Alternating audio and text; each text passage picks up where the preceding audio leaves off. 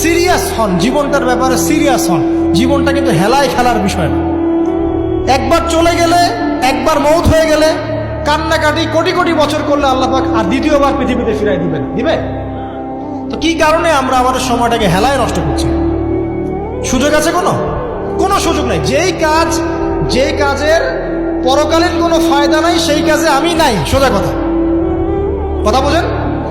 যেই কাজে পরকালের কোনো ফায়দা নাই সেখানে আমি নাই, এরকম আকীদা লাগবে। ইলম অর্জন করবেন কেন? পরকালের ফায়দা আছে তাই। নামাজ কেন পড়বেন? পরকালে ফায়দা আছে তাই। প্রেমের সম্পর্ক করবো না কেন? পরকালে ফায়দা নাই তাই। এই গান এই মিউজিক শুনবো না কেন? আমি পরকালে কোনো ফায়দা নাই তাই। আমি অহেতুক এসব টিকটকের পিছনে ঘুরবো না কেন? পরকালে কোনো ফায়দা নাই তাই। যে কাজ পরকালে ফায়দা দিবে আমি সেই কাজে আছি। পারা যাবে ইনশাল্লাহ। আল্লাহ তৌফিক দান করুন। যুবক ভাইদেরকে আমি অনুরোধ করবো যে আপনাদের যৌবনটা আগামী মুসলিম উম্মার ভবিষ্যৎ।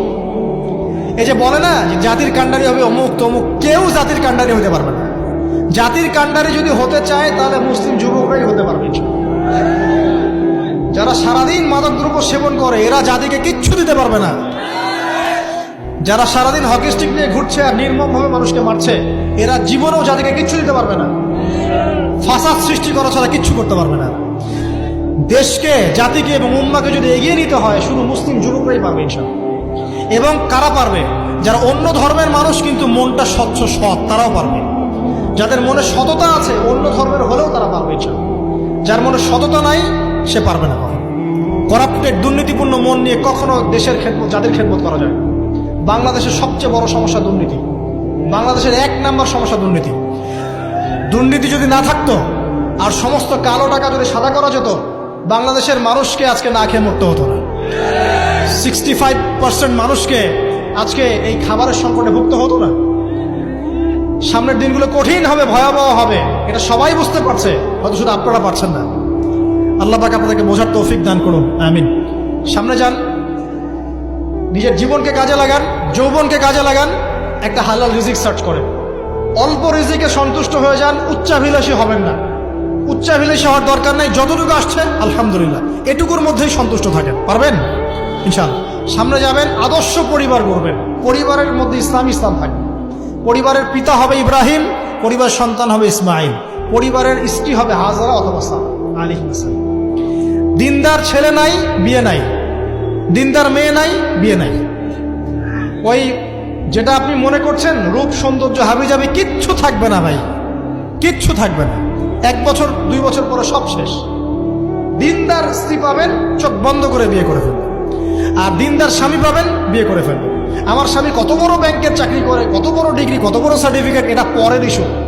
আগের ইস্যু হচ্ছে আমার স্বামী নামাজ পড়ে কিনা, এই লোক আমার স্বামী হতে যাচ্ছে, এর দাঁড়িয়ে আছে কিনা, ইসলাম পালন করে কিনা, ইসলামের প্রতি ভালো ধারণা আছে কিনা, সে আমাকে পর্দায় রাখবে কিনা, এগুলো বড় জিনিস। পরিবার গড়বো ইসলামিক ভিত্তিতে। ইসলাম নাই, পরিবার নাই। এমনকি পরিবার গড়ার পরেও যদি দেখেন যে পরিবারের সদস্যদেরকে বোঝাতে বোঝাতে আপনি ক্লান্ত হয়ে যাচ্ছেন, পরিবারের সদস্যদেরকে দিন বোঝাতে আপনি ক্লান্ত, কিছুতেই দিন বুঝতে চায় না, আপনি আসহাবুল কাহাফ হয়ে যান, তাও ভালো। বুঝেন নাই? আপনি নিজের চটকা তেল দেন, ওটা বাদ দেন, ওর কবরের হিসাব ওর ছেড়ে দেন, আপনি ইব্রাহিম হয়ে যান, আপনি আসহাবুল কাহাফ হয়ে যান, তাও ভালো। ইসলাম নিয়ে কোনো কম্প্রোমাইজ নাই। পরিবারের সদস্যরাও যদি আল্লাহর পথে চলার ক্ষেত্রে প্রতিবন্ধকতা সৃষ্টি করে বাদ দিয়ে দেন, দরকার নেই। আল্লাহর জমিন প্রশস্ত, আল্লাহর জমিন প্রশস্ত, আল্লাহর রিজিক প্রশস্ত। ইনশাআল্লাহ আল্লাহ পাক উত্তম আরো কিছু দিবেন আপনাকে ইনশাআল্লাহ। খেয়াল রাখবেন, পরিবারের মধ্যে ইসলাম থাকতে হবে। এখানে কিন্তু আপনাকে কেউ বাধা দিবে না, এর কর্তা আপনি নিজেই। আল্লাহ পাক তৌফিক এনায়েত করুন, আমিন। পাশাপাশি সৎ কাজের আদেশ করেন, অসৎ কাজে নিষেধ করেন। মুসলিম উম্মার মধ্যে ঐক্যের চেষ্টা করেন, বিভক্তি সৃষ্টি করবেন। সবার মধ্যে ভালো জিনিস আছে, নিয়ে নেন, খারাপগুলো ছেড়ে দেন।